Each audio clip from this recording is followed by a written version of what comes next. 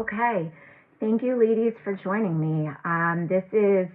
It's not the second part of the series, but we've been doing Shirin before Pesach, Shavuos, and talking about some really beautiful ideas about marriage, about empowering women, about tools we can use to have a really positive and loving perspective on life, on Torah, and marriage.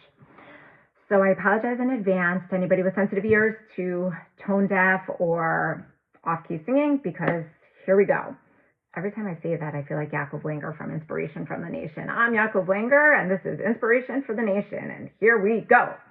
So, Hashem gave us a present. Do you know what it was? He gave us the Torah so we could keep its laws. He asked some other nations, do you want this gift of mine? But they said, no, thank you. For Torah, there's no time. But then, to Bnei Israel, Hashem did go, and we said, Naaseh v'nishma, because we love Hashem, so I don't need to repeat the refrain. But the point is, we said Naaseh v'nishma, because we loved Hashem so. So remember, back to dating, or if you have a child in dating, or if you talk to friends who have children in dating, right? We know that there is a big debate, a conflict over whether longer is better, right? I've been driving a lot and listening to a lot of podcasts lately, and it is so heartwarming to see how much we are addressing needs and conflicts in the Jewish community. And there's a lot around dating and shidduchim, not our topic for today.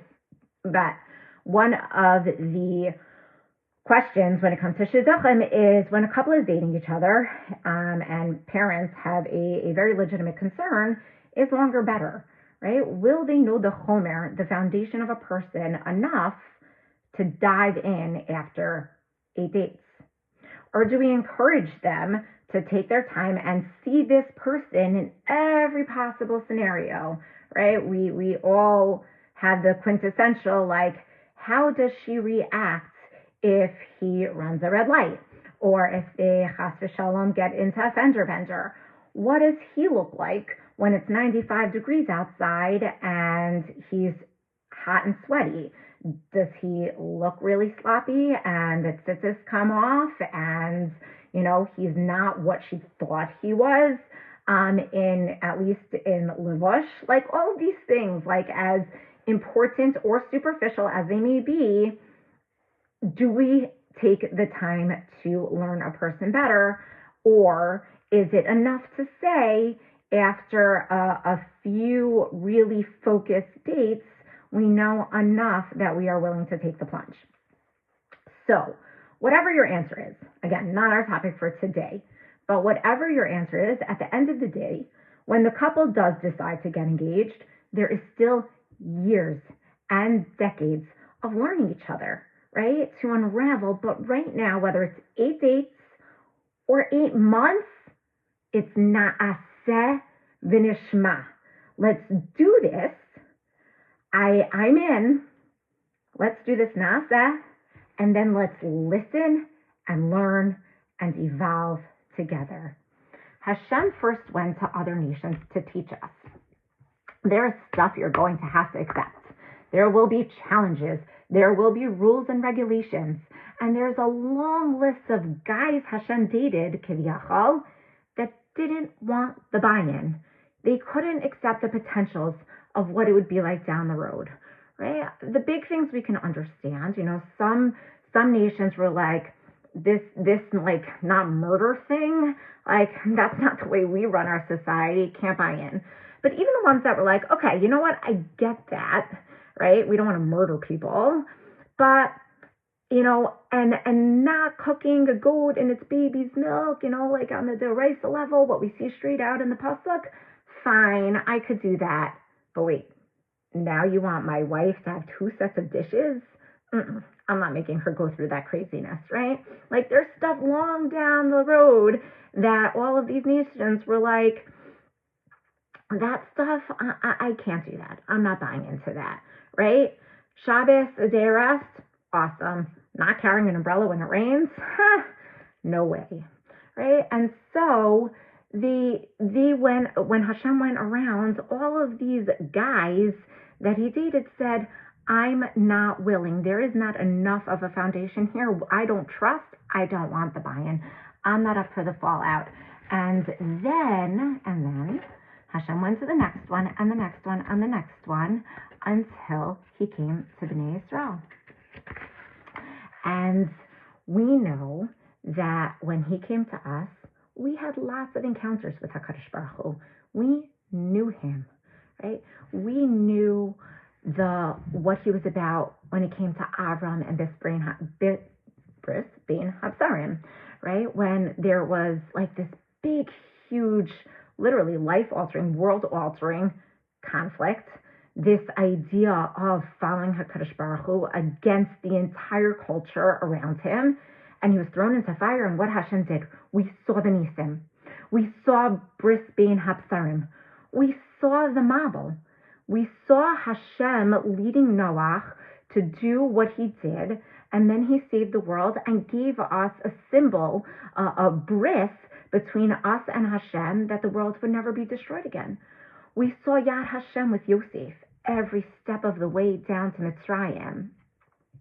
We saw Shibud Mitzrayim and all the things that went into that. And then we saw Yetzias Mitzrayim. And then we saw the Yam Suf, right? There was scenario after scenario where we saw our ancestors, our forefathers, dealing with Hashem in so many different scenarios that when it came to Matan Torah, we saw what he was about. We bought in. Besides for the Torah, the rules, the roadmap, the text, we had experienced Hashem's world. Now, Rabbi Avigdor Miller, who I'm going to base a lot of this year on his ideas, he lived in America at a time when the continuity of Jewish life was very, very fragile, right? It was during and post-Holocaust, and he was very outspoken about retaining our commitment to Torah and mitzvos. His teachings explain that the only way we achieve maximum shleimus with HaKadosh Baruch Hu is with both Torah and experiences in the world. When the two paths are intertwined, then we can achieve the maximum potential for our existence and our relationship with Hashem. If somebody learns all day, right, they're sitting, they're learning Talmud Chacham, but they're a Rasha, we know that doesn't work, right? Somebody doesn't keep halacha, but they're sitting and learning. They're not capturing the purpose of this world. And if somebody is just, goes to a sunset and sees how beautiful it is and says, oh, this is my relationship with God, that doesn't work either.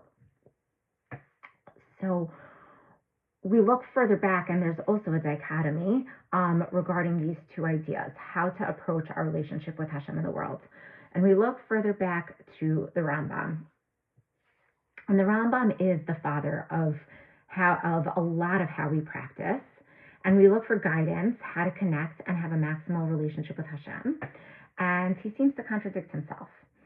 In his Sefer, Yad Chazaka, he says that the path to come close to Hashem is through this world, is through experiencing this world. But in Sefer HaMitzvos, he says the way to have the maximal relationship with Hashem is through the Torah. Well, which one is it? What are we meant to glean from this seeming contradiction? So Rabbi Mordechai Pogromansky, I hope I'm pronouncing that correctly, Rav Gifter's Rebbe, Rav Gifter was a contemporary of Rabbi Miller. He explains that the Rambam is trying to teach us a very vital lesson here. Surely one is supposed to come to know Hashem and come close to him through this incredible world, right? Hashem made this world for us to enjoy and see amazing things in it. Have you watched a sunset? Look at the endlessness of the ocean, gone through a pregnancy and experienced a miracle? If you have, you've seen and felt Hashem. I forgot which Rav it was about, but he said that he was going on a train through Europe, and it was very surprising to either his shamish or Talmud, the big gedolim travel with companions, that he wasn't learning, that he wasn't then sitting and learning on the train. And when he was asked about it, he said, I have a chiyuv to experience Hashem's world. It is a mitzvah to see Hashem's beautiful world. So we see like this is really a vital part of our ability to connect to Hashem. At the same time, however, it must be understood that to use this world without the Torah as our guide, it would never be effective. Without having the Torah's teachings, the Torah's values, at its core, a sunset, an ocean, a pregnancy, and a miracle is something very beautiful, something cool, something amazing, but nothing more. There's a story of a very, very wealthy man. I mean, wealthy, imagine, wings on his estate and acres of property, businesses, in various different industries. And somebody of this level of wealth would have a domestic staff for every domestic category you can imagine, right? And he has a right-hand man, his servants, his butler, and he's very, very close with him. And this man also has a son, but the things that a son would do for his father, really this butler, let's call him, the butler really took over that role. The father and son were not close. In fact, they were quite estranged. They hadn't spoken for a very long time. They didn't get along. They didn't see eye to eye.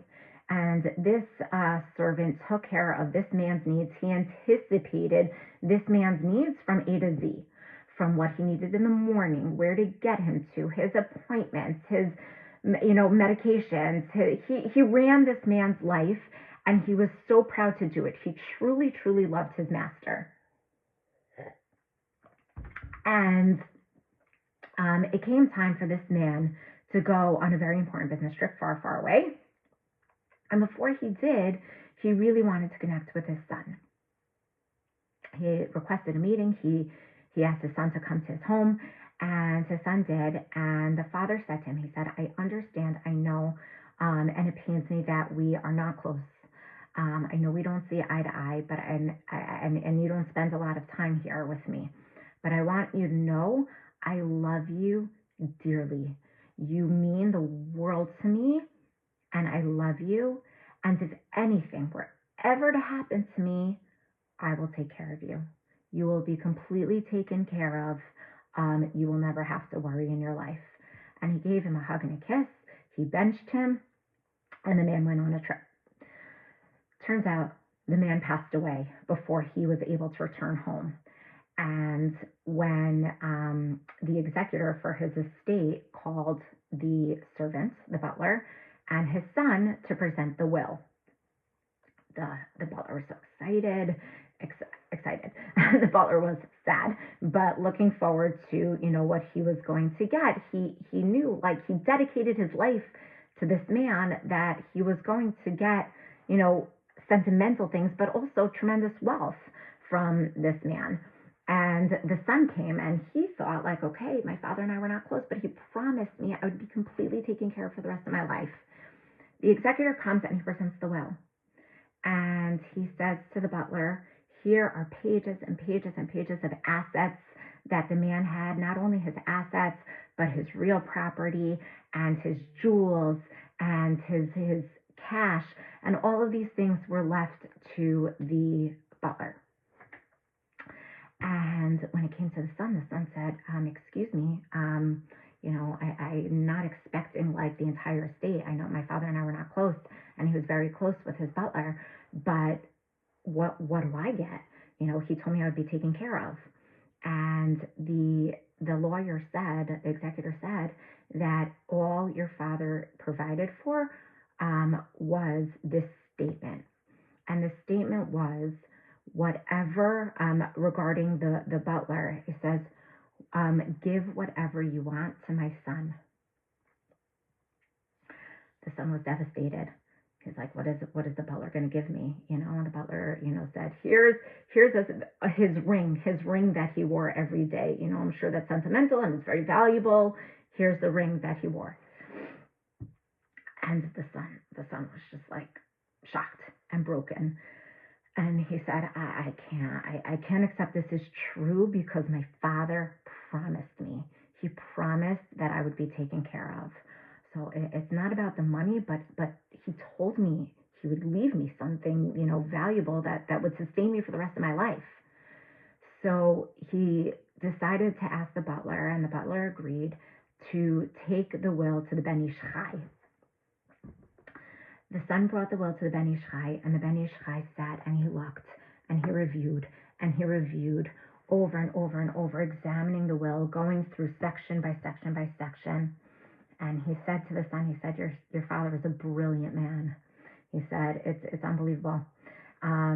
He took care of you. And the son said, where did he take care of me? Where's my clause, giving me money and assets or property or whatever it is? And he said, don't worry about it. Call the butler over.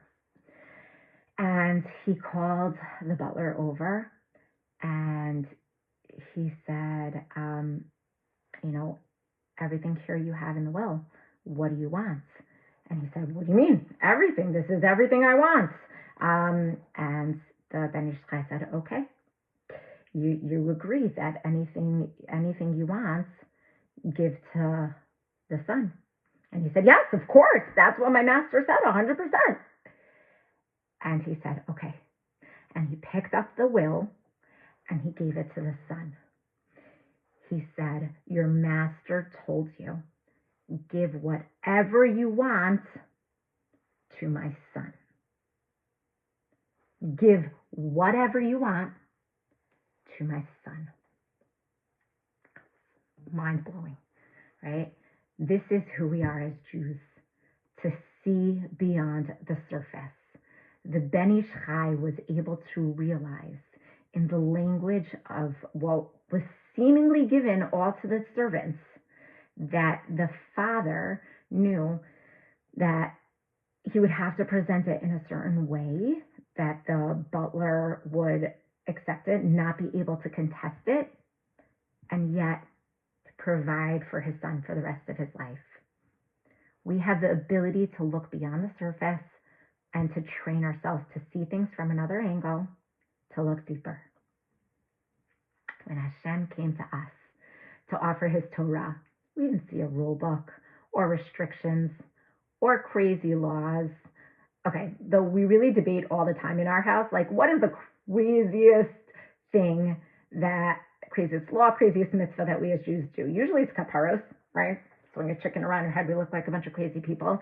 But also visualize a bunch of sweaty guys cloaked in shawl with their prayer books going around in a circle on Sukkot, whacking a bunch of leaves to the floor, right? Like, people think you need a psych eval.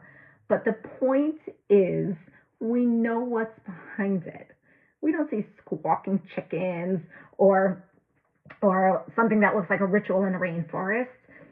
We know what this means, how it impacts us, that there's tremendous connection and purpose in the acts that we are doing, and we know why we do it, what it's for, and that is what we see as Jews.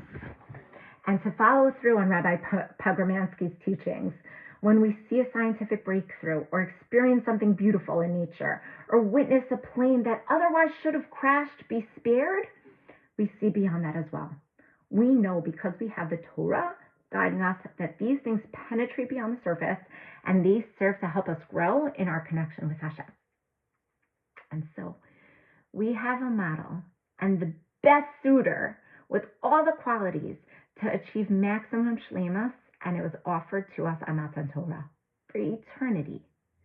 And we have centuries of teachings to help us maintain that relationship, grow that relationship.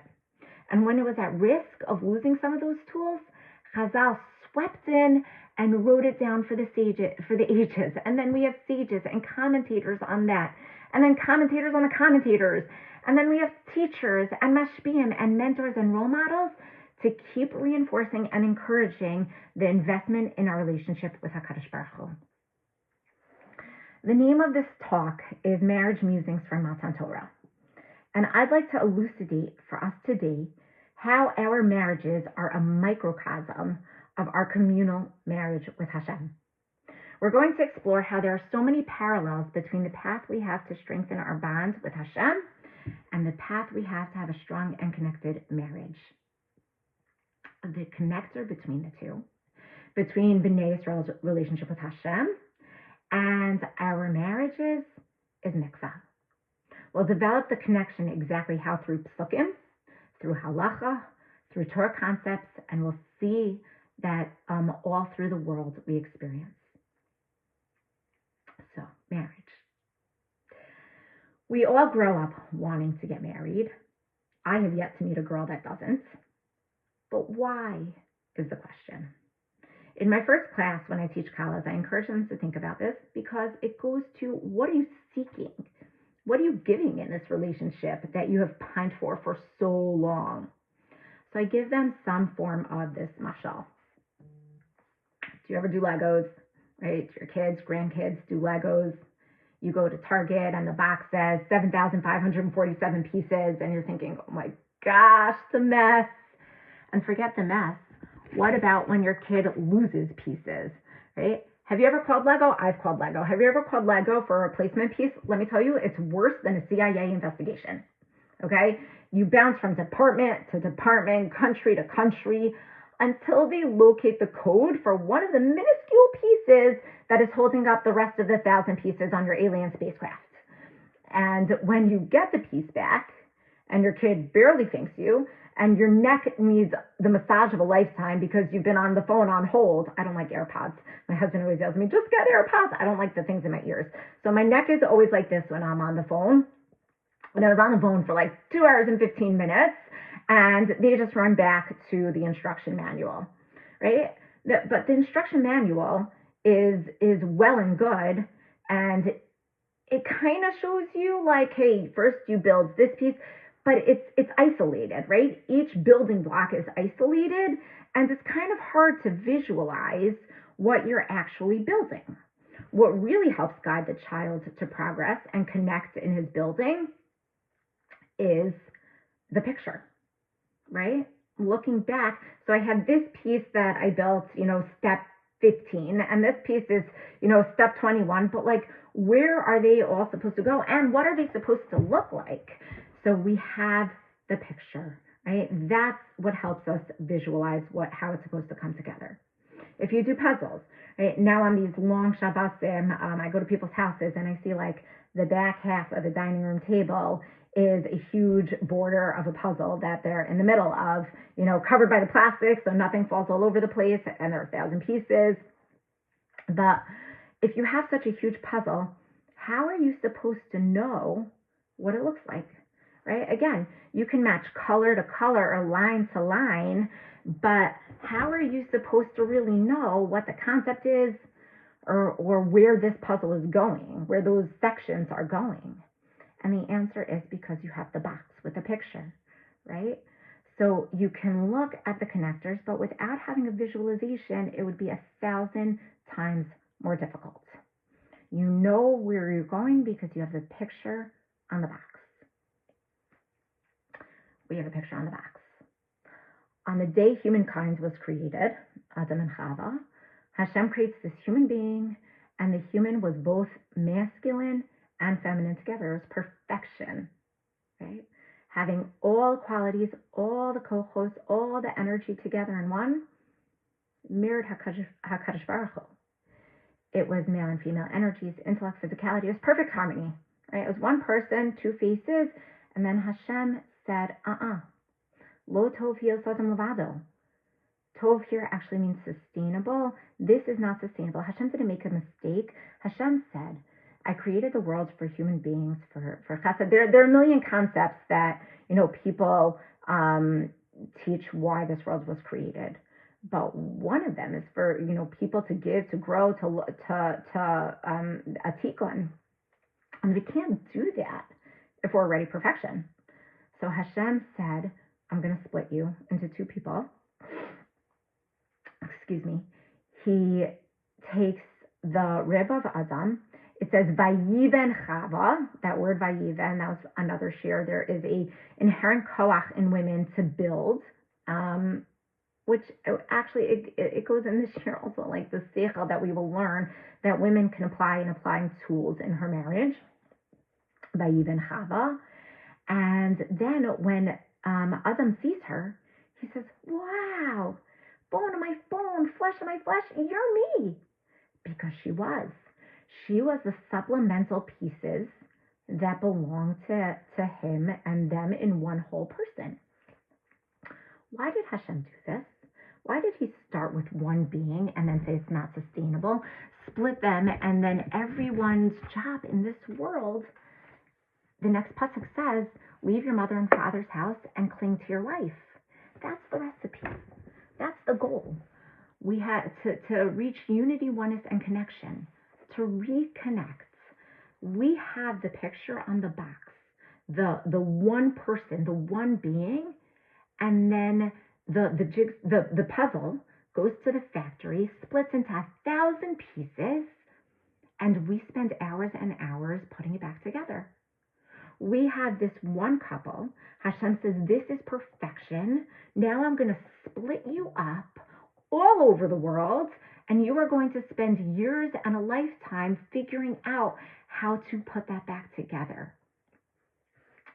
And that's the reason the oneness isn't viable, and we have a constant effort in our marriages. Once we do find each other, it's nishma. We've got to learn, we've got to grow, we've got to keep figuring this thing out. Once we find that person, we say naaseh. But now we have to put in the work, and it's a lifetime and years of decade of growing. But this is our recipe. And when we know this, everything can take on a deeper meaning. And we began with a journey of going to different guys and basically saying, do you want this gift of mine? And when the couple decides there's a strong enough basis to jump in, again, whether that's 8 dates or 8 months, that we have enough faith, we say naaseh v'nishma, and I will spend a lifetime learning. And the question for us now becomes how. So the answer for us in our marriages is Taras HaMishpacha. And through Taras HaMishpacha, through the different elements that we'll explore, we will draw those parallels from our relationship to HaKadosh Baruch Hu into our marriages. So Taras HaMishpacha is an umbrella label. There are very many layers and concepts within Taras HaMishpacha. It's much more than just family purity. It's the recipe through which we can achieve maximum closeness and connection, and the way that keeping mitzvos is for us with Hashem. In the past few parshios, we've had a lot of topics on Tomentara Nida and Sfira. When the pasuk teaches the process in Taras HaMishpacha for a woman, it says regarding the Shiva Nekiyim, when she starts counting, it says V'safra la, she shall count. Right? These are the 7 days when a woman is counting before the mikvah. V'safra la sounds familiar, right? And very relevant to our time frame now, where the pasuk says Usfartem lachem, during Sfira, right? You shall count. These are fundamentals of development and growth toward a goal in these parallel statuses of Nida and Sfira. There's so much to talk about Nida and Sfira, not for today, but the point is that we see in the pasuk the same lashon because there are the same core elements of development and growth towards a goal. Right? For us in Sfira, it's Matan Torah, and in Nida, it's mikvah. Going back to Rabbi Miller, by the way, his teachings are based on Chovos Levavos here, and how to have full shleimus. We said it was through 2 paths. One, following Torah and halachos, and then being able to see the godless and the majesty and the oneness of Hashem in the world through having the values that we gain from the Torah. Doesn't this also sound familiar? We were taught, or we should be taught, or I try and teach at least, that the practices of Nida are necessary and they are critical and key to actualize the beauty and fulfillment in being Tahora with our husbands, right? We have the rule, the textbook, if you will, the side where there are more regulations, and then we have more of a robust experience that is enhanced because we have the other side, right? We would never ever suggest or recommends living in a constant state of needs with our husbands. Could you imagine? I know you're all shaking your head. No, that would be insane. That would be terrible. And Hashem doesn't want that from us, right? We're always trying to keep a woman at Torah as long as possible. But if a woman is nida, then we have these sets of rules that we follow. On the other hand, we cannot live our lives without having periods of separation in our marriages. There was a secular study done where 80% of divorces,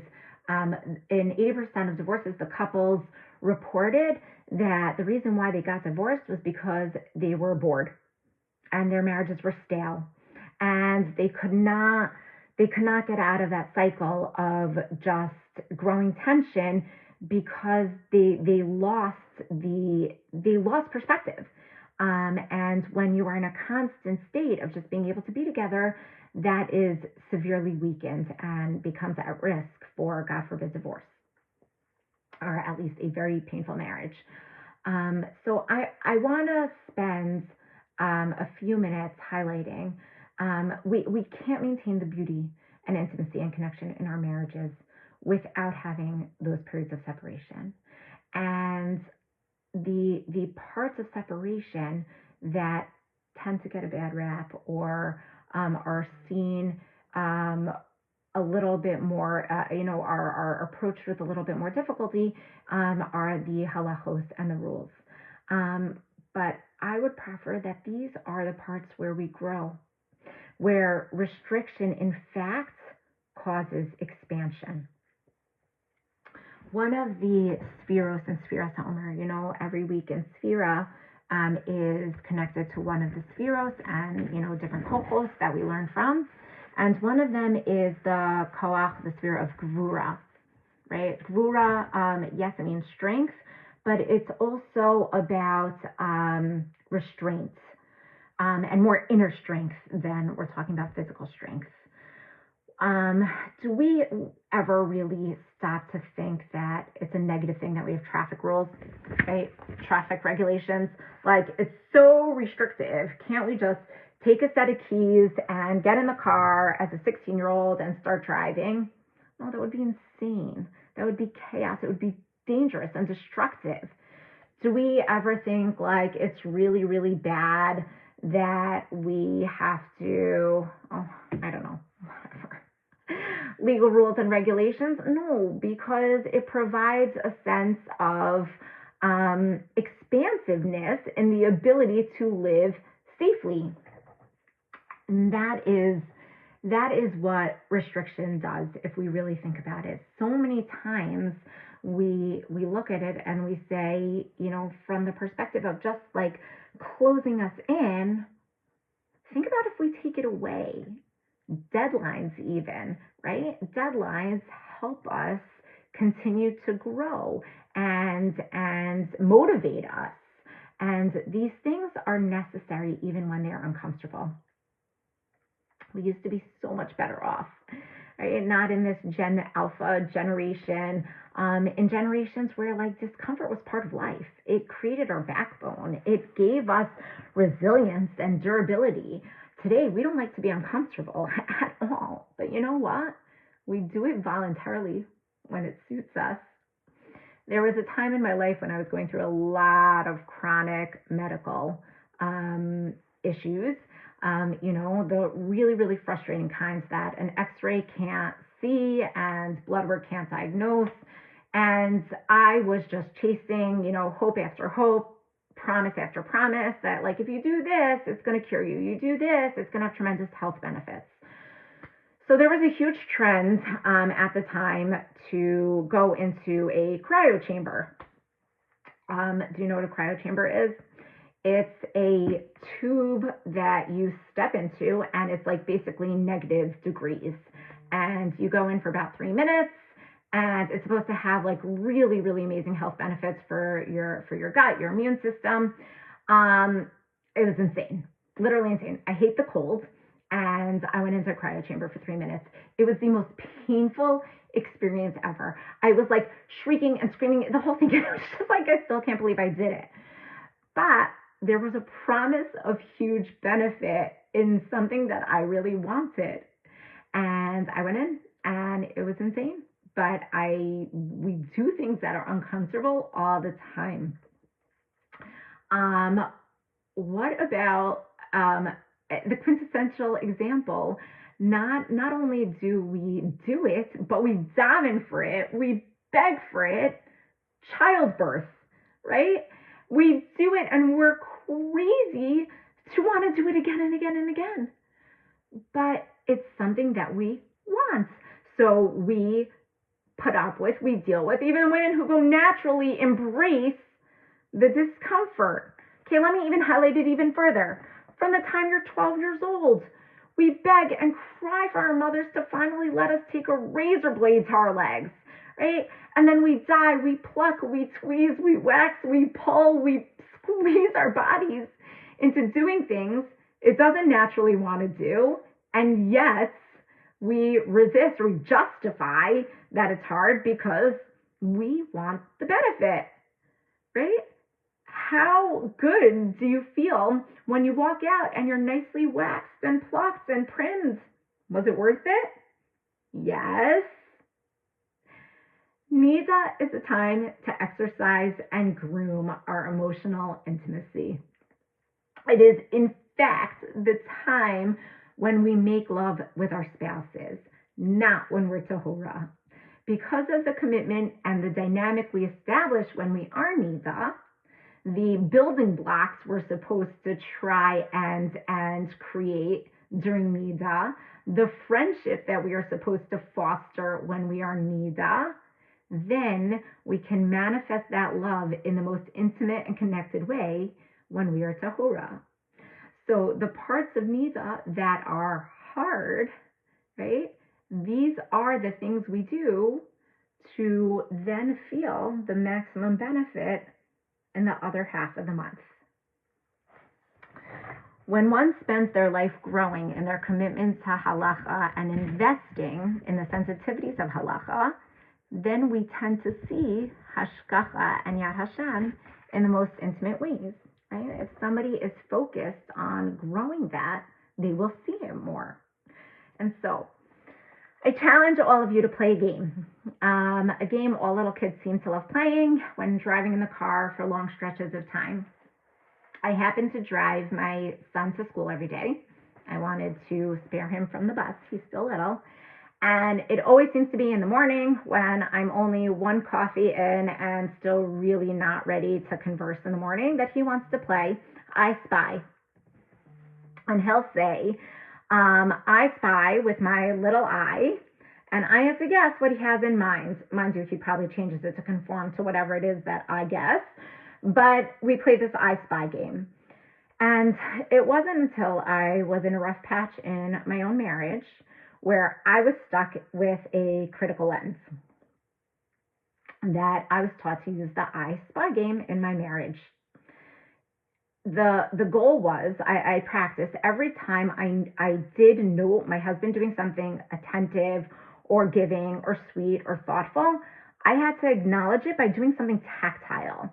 Either I would go write it down or even hum to myself. Or there were times literally on Shabbos, if it was something on Shabbos, I would literally like tap a wall, on the side to create a relationship with his act in my brain, with a positive feeling that I was experiencing. I was rewiring my brain to interpret his actions through a positive association in my body. I was connecting my feelings to the messages that his acts were something good. It happened to be around the same time I was in a Judaica store looking for a book, and this one in particular was screaming to me off the shelf. And it's a book by Rabbi Kielsen. This is the book that I've been quoting about the teachings from Rabbi Avigdor Miller, called Open Your Eyes. Okay? When we play I Spy, when we open our eyes, we have reciprocal benefits from both sides, meaning our emotional relationship grows, and that enhances the physical intimacy in our marriages. And when our physical intimacy is deeply connected, then our emotional relationship enhances. Same with Hashem. When we grow in our commitment, we see Hashem in our lives more. And when we see Hashem in our lives, it tends to motivate us and foster growth. There's one more practice I'd like to encourage here, and it's something we learn about Hashem from a very young age, and that's when Hashem does things that don't sit right with us. When we're bothered or frustrated or don't understand, what do we say? We say, Hashem has his reasons, right? We say, it must be good. There's a good reason for it, though we don't always understand. And because we're in a committed relationship with Hashem, and we said, Nasa, we are here and committed, in addition to the Nishma, we stay rooted in the relationship, and then we bolster it by growing in our Torah and experiential observance. So too with our husbands, okay? I learned from a very powerful Mahalach, and it's so powerful in its simplicity and its compassion, that we need to approach men we need to approach what men do with there's a good reason for it rule. In normal, relatively healthy circumstances, men have good intentions. They're not ill-willed. They're not malicious. They're not looking to aggravate their wives or make their wives' lives difficult. We just tend to be critical at the behaviors and not step back and make space that there is likely a good reason for it. We tend to measure our husbands against the perfect woman, the perfect hairy woman. They are not. They are a different being with different ways that they operate. And when we look at it with there's a good reason for it rule, this can create a lot of space and intimacy.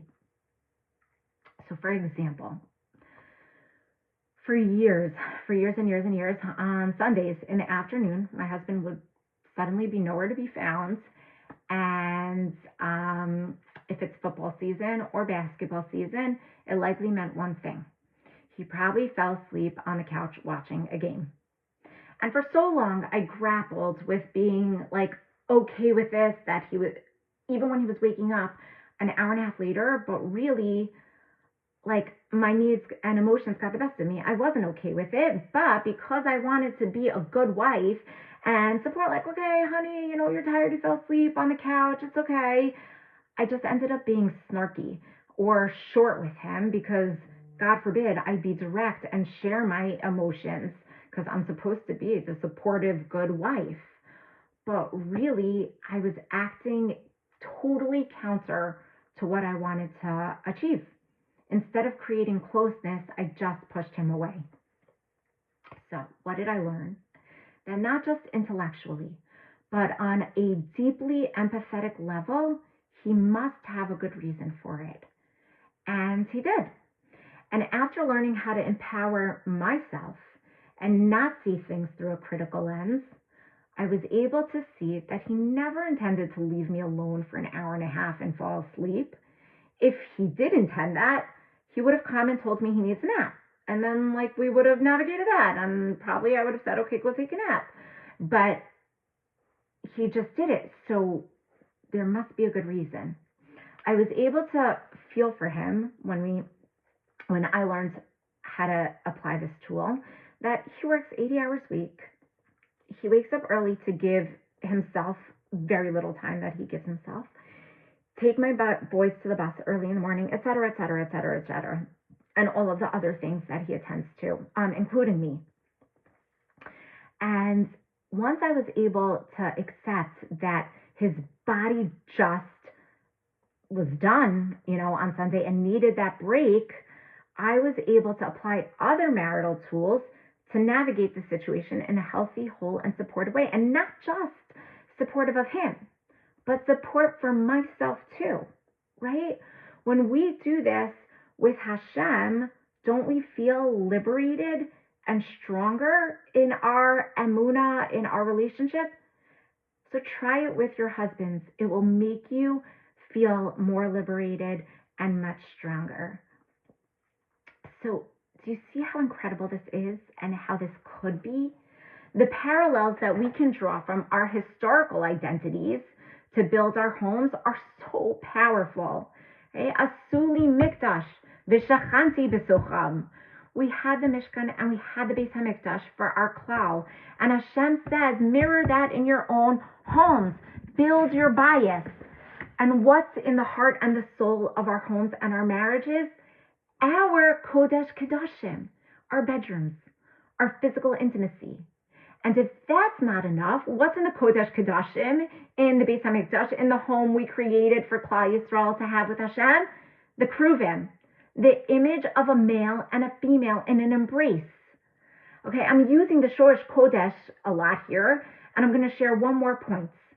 In Parshas Emor, Hashem says, let me make the goal for you. Okay, here's the goal, and work to achieve it. And Hashem says, Kedoshim tiyu, ki kadosh ani Hashem Elokechem. Be holy, because I am holy. Right? Do you remember standing under the chuppah, entering into the union with the person you chose to be kadosh with? What did he say to you? He said, Hare at mikudeshes li. Everything in our marriages is about building and growing kedusha. And it's manifest to the max in the union between husband and wife. And here's where we pull it all together, mikvah. Okay, so we have, let's call them the two sides of our marriages, though there are obviously more, right? We have the nida side and the tahora side. Mikvah is what gives us the koach to connect these two, to go from one to the other. And mikvah is the connection between Klal Yisrael's marriage. What do I mean? How is mikvah the link between our nation and Hashem and us in our marriages? When someone, let's say, for example, is Michal Shabbos, okay, even though we consider Shabbos a cornerstone of being Orthodox, it only affects them, right? It's their issue with Hashem, their violation, their consequence, whatever you want to call it. If someone turns on their phone on Shabbos, it doesn't really have consequences other than for that person.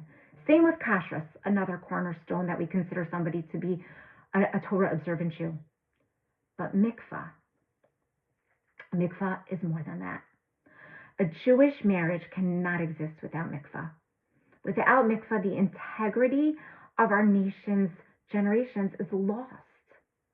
We don't maintain the union of Hashem and Bnei Yisrael without the kosher union of our marriages.